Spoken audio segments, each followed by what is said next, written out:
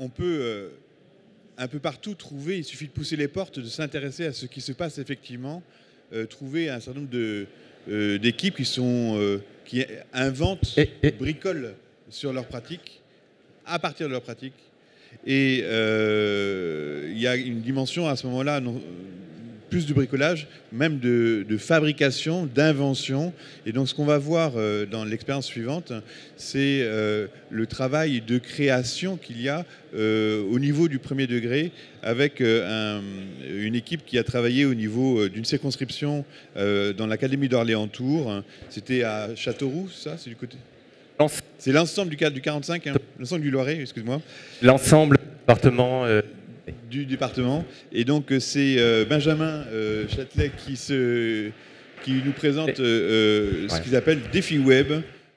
Donc je m'appelle toujours Benjamin Châtelain, je suis Heron sur le Loiret. Par contre je suis vraiment désolé, c'était Théodule qui devait vous faire la présentation aujourd'hui. Malheureusement il n'a pas pu venir, pas de panique, je le remplace au pied levé, mais j'ai un très très court message qu'il m'a laissé. Alors, cher éducatrice, veuillez excuser mon absence, mais je vais vous présenter ma vie 2.0 palpitante que je peux avoir avec des milliers d'élèves. On m'a demandé un pecha chacha, un kacha pusha. Bon, comme je ne connais pas bien le japonais, j'ai pas tout compris. Je suis né en 2008 dans les locaux de la DSDEN 45. Ça commence bien, voilà. J'ai été recueilli par une équipe composée d'un monsieur en costume cravate. Oui, alors il s'agissait de l'inspecteur en charge du numérique, monsieur Pichard, qui était le coordinateur, et de deux messieurs avec des compétences particulières en web programmation et infographisme. En effet, PHP, tablette, Photoshop, etc. Et on part à chaque fois d'une page blanche, on écrit tout de A à Z. Mais également de conseillers au numérique, qu'on appelle des Heron ou Iron depuis quelques semaines, et de conseillers pédagogiques, de CPC, de CPD, bref, toute une équipe autour pour concevoir le défi web. D'amélioration en amélioration, j'ai grandi au fil des années. Oui, en effet, au début, c'était pas terrible. Mais l'idée fut toujours la même, faire travailler les élèves pour m'aider dans les aventures que je consignais à l'adresse en dessous, défiweb45.tis.c.orléantour.fr, c'est-à-dire sur les serveurs sécurisés du rectorat, ce qui était important. Puis, 9 ans plus tard, et 15 aventures défi webiennes, j'ai pris un peu de bouteille en fin de galon. Effectivement. Mais l'objectif restait intact. Excusez-moi, hein, j'ai du mal à déchiffrer l'écriture de Pingouin. Profiter des possibilités du numérique pour faire collaborer les classes en vue de résoudre les énigmes. Le défi est ouvert aux classes de grande section à 6e. En effet, le niveau lors de l'inscription est important puisque c'est automatisé et les épreuves qu'ils vont avoir vont être faites en fonction de leur niveau de classe.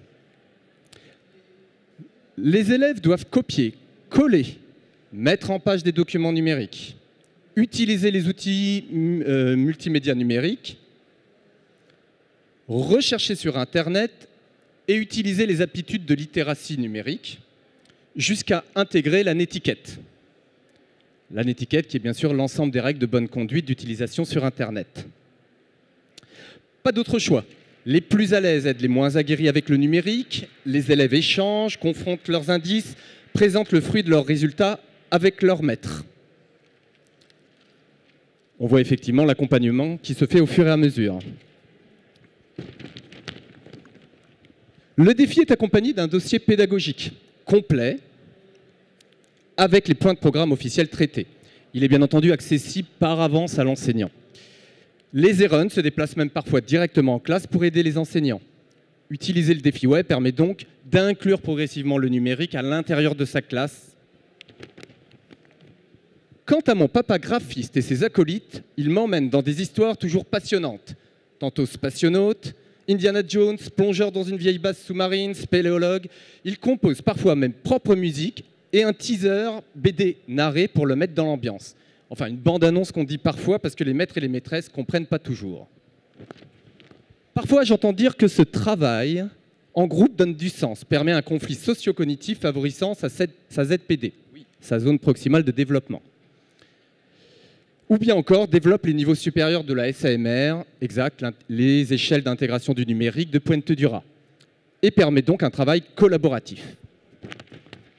Tout ce que je vois, moi, c'est qu'il y a toujours plus de classes, que je suis devenu une vraie coqueluche des bacs à sable et que l'on m'aide parfois même jusqu'au Maroc, Québec ou encore Moscou. En effet, on a des fois parfois jusqu'à 750 inscriptions et les Erron se font même appeler Théodule quand ils vont dans les écoles, ce qui est toujours sympathique. Ceci dit en passant, il y a même les fonds d'écran ou les paper-toys derrière. Et après avoir sauvé le parchemin de la Marseillaise et les joyaux de la reine d'Angleterre, j'ai affronté en 2017 la forêt magique des 6 pierres pour me défaire d'un mauvais sort jeté par la sorcière.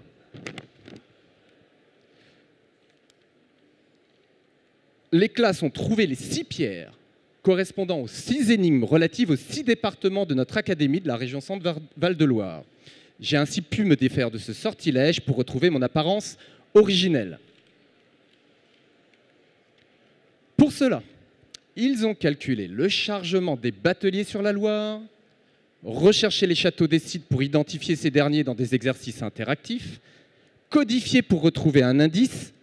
Effectivement, on a aussi un lien avec Scratch, par exemple, vers le collège, donc beaucoup de compétences à mettre en place.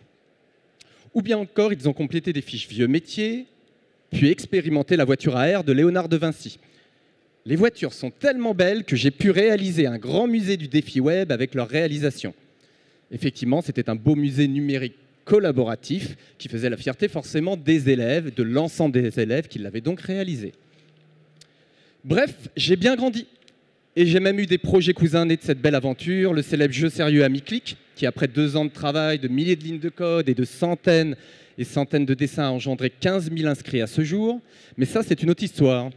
Sans parler d'autres projets comme les voyages de Théodule qui arrivent bientôt sur l'écriture collaborative. Soyez assurés, blablabla, bla bla bla, cordialement, Théodule. Ah, excusez-moi, il y a un PS. PS, pour me faire pardonner mon absence, je vous dévoile en avant-première le nouveau défi web 2018 qui ouvrira d'ici quelques semaines. Suspense. Théodule et la mission Ecovan. Je vous remercie de nous avoir écoutés. Je vous remercie également de diffuser au maximum cette information puisqu'il est ouvert à toutes les écoles, en espérant donc qu'il y ait un maximum d'inscrits sur la prochaine édition pour permettre justement l'utilisation collaborative de cet outil numérique au service des élèves. Merci à vous.